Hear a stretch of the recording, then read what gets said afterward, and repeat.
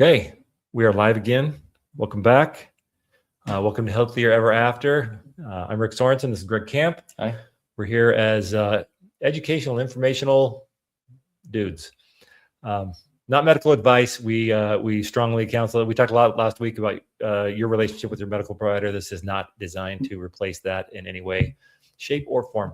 Educational and informational purposes only, not medical advice. But I think we have some good ideas. Yeah. We're going to talk a little bit about last week. I think we talked about some sleep and things. We want to talk about just some more stressors on the body today, I think, right? And we started our segment, The Skinny on Science. I think maybe we start with that tonight. Our little science segment. We'll go through the medical literature, studies that are being done, and talk about what we're finding out on things with relation to this. So the Skinny on Science section tonight. It's an article that was written, showed up on Medscape that analyzed multiple recent studies. And the thing that we're talking about tonight is stress on the body, stress and what it does. And it's interesting how this review of these articles showed how much stress affects people and then what it actually does to not just your mind. We think of stress as like a mental thing. But there's physical things and a ton related to your gut. So let's talk a little bit about that for a second. 3 out of 4 Americans say that stress affects their daily life. So this is not a thing that like nobody's affected by stress. There's like people have stress. Everybody has stress. As we're talking, anybody listening to this, 3 out of 4 people are stressed about something, right? Their job, your work, your family, or whatever it is. So that's something that happens where our bodies are under a lot of stress. And I think more so lately than perhaps years past. What it does, it causes something called dysbiosis. So in our guts, we have like a bunch of bacteria. Right. There's this balance. There's all kinds of bacteria that are living in your intestinal tract. They help digest food. They get in the way. There's good. There's bad. But there's a balance. And if you throw off that balance and let like the bad bacteria take over more territory, you can have problems. You can have inflammatory bowel. You can get all kinds of digestive issues, and that can interfere with your overall health, your intended weight loss, all those kind of things, right? I mean, how many patients do we see? Me and Rick both work in the emergency department as providers, and I mean, how many abdominal pains do we see? Probably our number one chief complaint. That's what we call it when someone comes in. What are they reporting their symptoms? I mean, they have abdominal pain. I mean, we all agree that maybe we figure out maybe 30% of these patients, maybe 30%, 25, 30%, actually what's causing their abdominal pain. In a lot of cases, we don't find this out. Something that we do find out sometimes in the ER, sometimes that's not the place to figure that out, is that a lot of these people are under a ton of stress. And so we do see that connection to the gut and the brain and the stress and how that can affect that. And sometimes it does come across as abdominal pain, yet they end up with us and we're trying to rule out emergent causes of it. Oftentimes we don't see anything on the CT scan because that's not where you're going to see this. It's usually going to be in a repetitive symptom manner. And it's going to be a lot of times associated with, oh boy, stress and work. And it increases your inflammatory markers throughout your whole body. So it's interesting. There's serotonin. We think of serotonin as a brain chemical, and it's related to your stress level and things. And interestingly, there are more serotonin receptors in your gut than there are in your brain. Yeah, fascinating. And so they're affected by that. Like serotonin it's like a plot twist. That the serotonin that we think of as causing mental stress affects your intestinal tract as well. And it can cause what's called leaky gut. It can increase the likelihood of toxins or bad bacteria getting into your bloodstream and causing inflammation or illnesses. And so it's an important thing to recognize that the stress that you think of, that you feel is a mental thing, it's also a gut thing. Absolutely. And we so know anyway, the gut health is, I mean, this is not a secret. It used to be a little bit more unknown. There's been more and more studies, and that's why we're talking about this is as it relates to stress, and we'll obviously tie it into weight loss and wellness and how that all works. But I think the reason why me and Rick were reading through some articles and kind of deciding what we wanted to talk about on our Skinny on Science, and this one jumped out to us because, I mean, we're reading about these serotonin receptors in the gut and how much this affects you. And, you know, but we also started talking about like everyone has stress. And it sounds like in this study really kind of confirms or reaffirms that 3 out of 4 people, this is like really affecting them. Yeah. And so I think that's why we really wanted to bring this up and the importance of it. And we'll talk about it a little bit more on how hopefully to manage this. Yeah. Well, and I think the takeaway on looking at, you know, the science that we're talking about tonight, these articles that were reviewed and things, I would say the takeaway is that as you reduce stress, and let's talk about that tonight, maybe just our stress, overall stress, but we think of, you know, reducing stress as a mental exercise, but it's an overall health exercise. And it really is a medical intervention.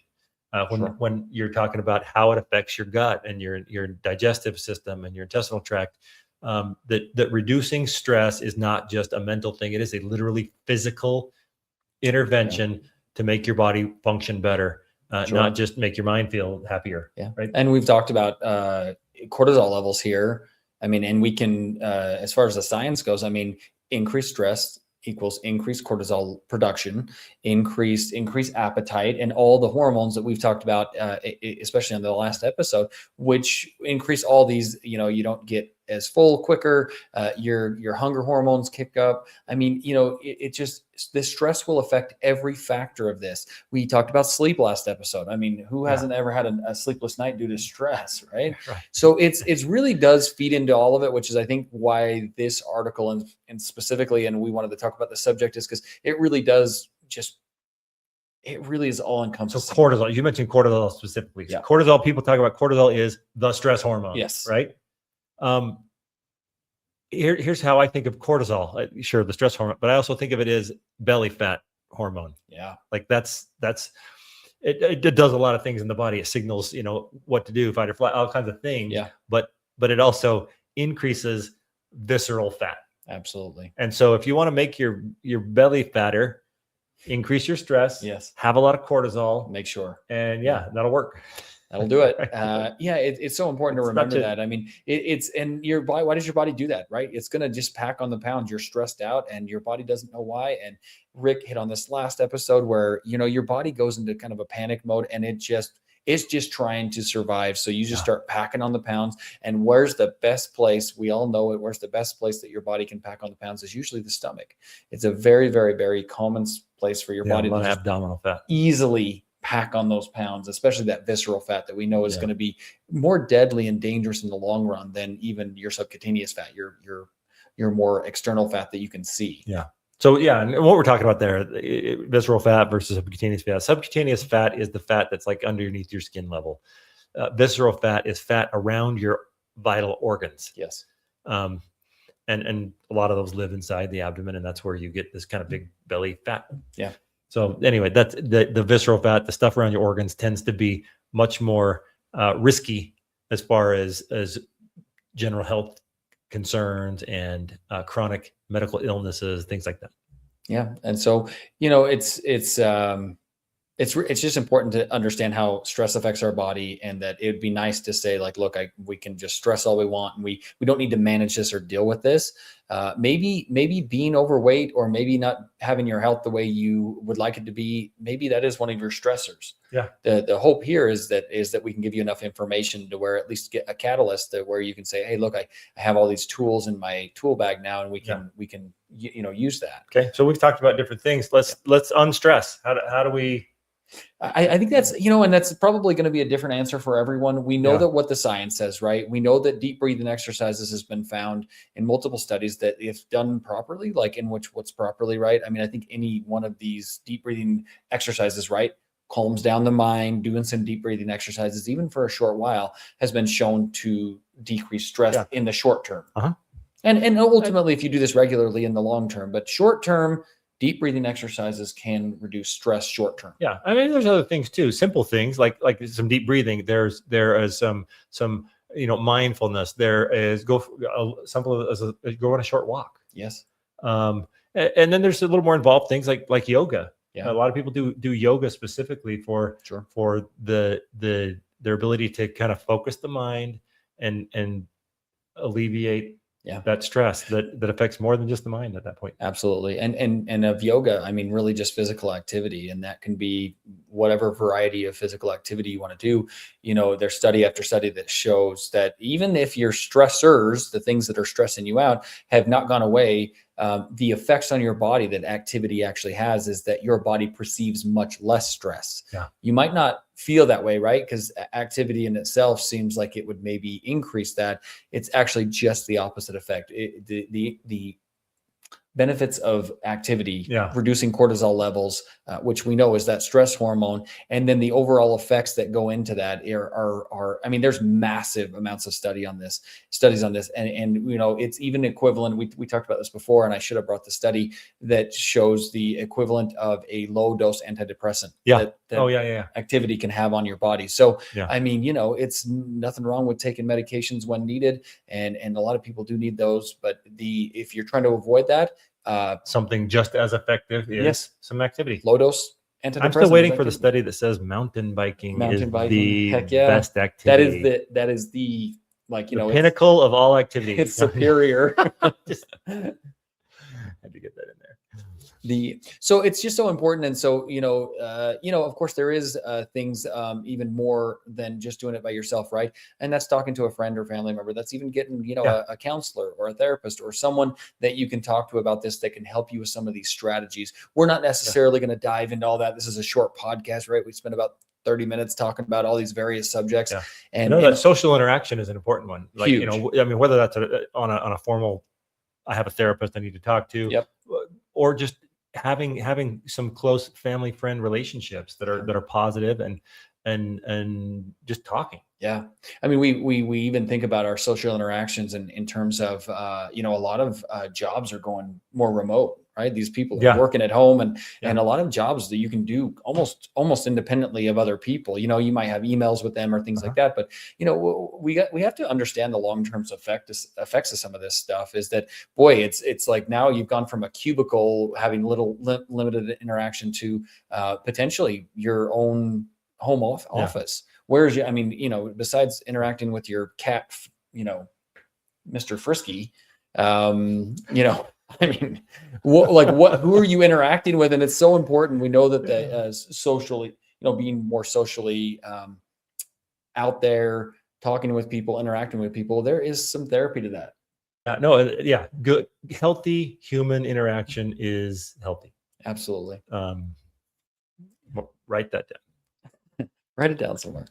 Good. So important. And again, the emphasis is that as you reduce stress, as you reduce even just the perceived stress, that you decrease that cortisol level, you are then having an effect not just on the mind, but on your overall body. And as we talked about, on your gut health as well. Which is just huge. The reason it's specifically the study talks about gut health is because it's all encompassing.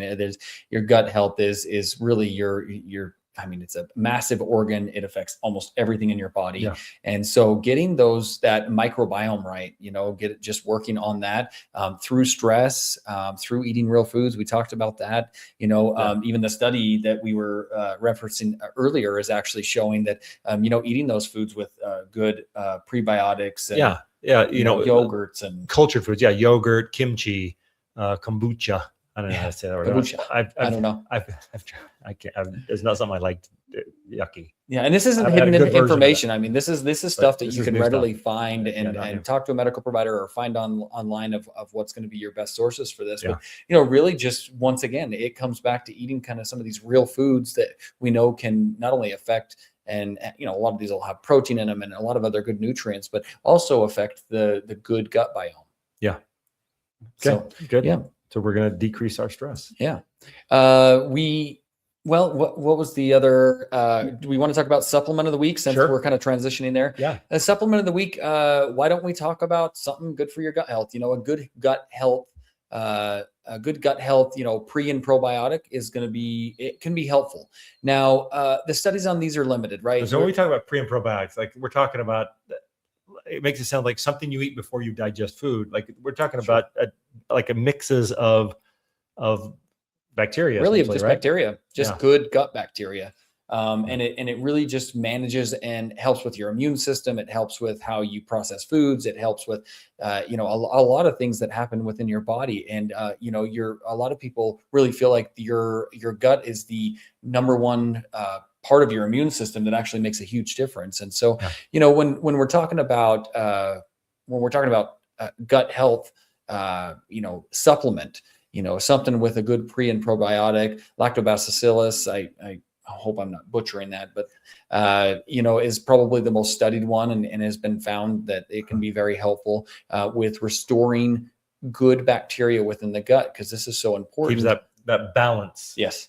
Yeah. Because the more good, and Rick had hit on it earlier, the more good that's in there really is what prevents the bad. This is back to your basic chemistry models where, if you get rid of all the good stuff, you just leaving the bad stuff there ready to grow. Right. And if stress increases the bad stuff and decreases the good stuff, then in a lot of cases, what we would say is that maybe talk with your doctor about getting on a good pre and probiotic, a good gut health supplement, maybe even short term while stress is high. Hopefully there's an end to that stress, and that maybe you don't need to do that if you can get it in through your normal diet.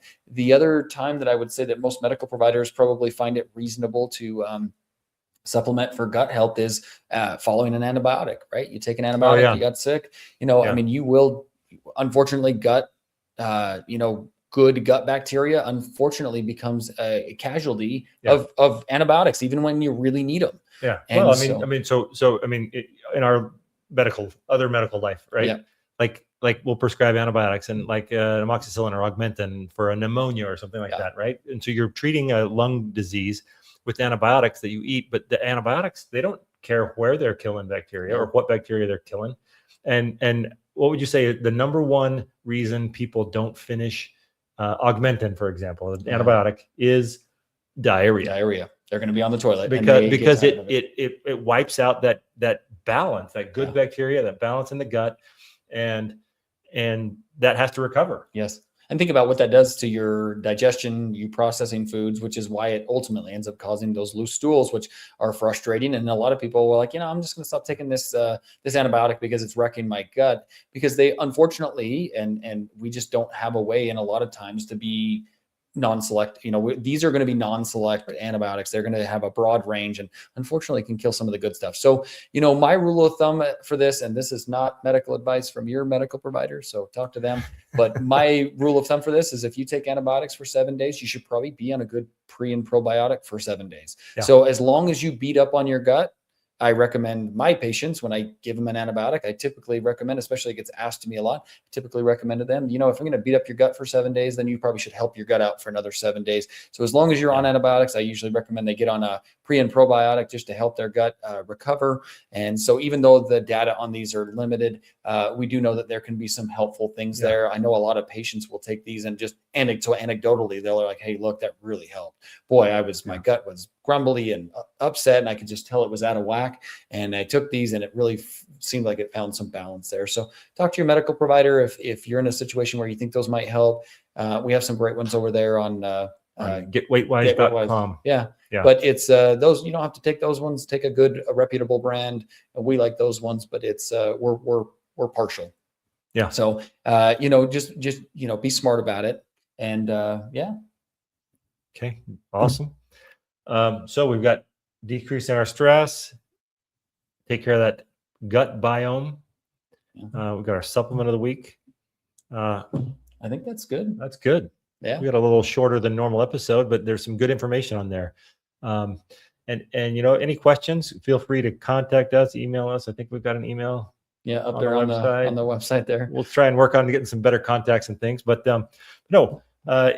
important information and helpful, super helpful stuff, recognizing that we've talked about mind over matter and things like that, but this is literally the things that help you reduce your mental stress, literally help your physical organism function better and be more healthy. Yeah. And I do think that there's a lot of times people will kind of tie it in, right? They start, becoming healthier. I see it with patients all the time, and it's just this trickle effect.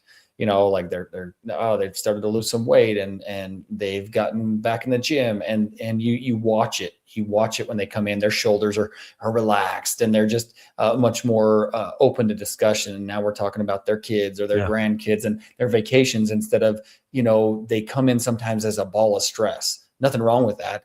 But it's really enjoyable to watch people kind of figure it out and watch how the body is connected to the mind. And once you start getting one of those right, a lot of times the other one kind of can follow. Whereas, in some cases where, if both are completely out of whack, I mean, where do you start? Sometimes you have to start with the mind. Sometimes you start with the body and the mind follows, or vice versa. So I really think it's just, these are not disconnected things, even though we oftentimes talk about them as disconnected things. Yeah, no, very, very connected. And start small. Don't beat yourself up if you are having a lot of stress. Like, do a couple of little things that can help increase your activity a little bit. Go on a short walk, talk to a friend. Deep breathing exercises. I mean, you can do those as little as a minute to 5 minutes. I mean, this isn't something that we're talking about taking out massive amounts of time out of your day. You can download an app on your phone. Absolutely. That gives you a little breathing prompts and things. I mean, there's all kinds of ways to go about that. So we encourage doing those small steps that are, again, sustainable, healthy lifestyle changes. And our intent is to make you and everyone healthier ever after. So thanks for joining us, and we will see you next week. See you next week.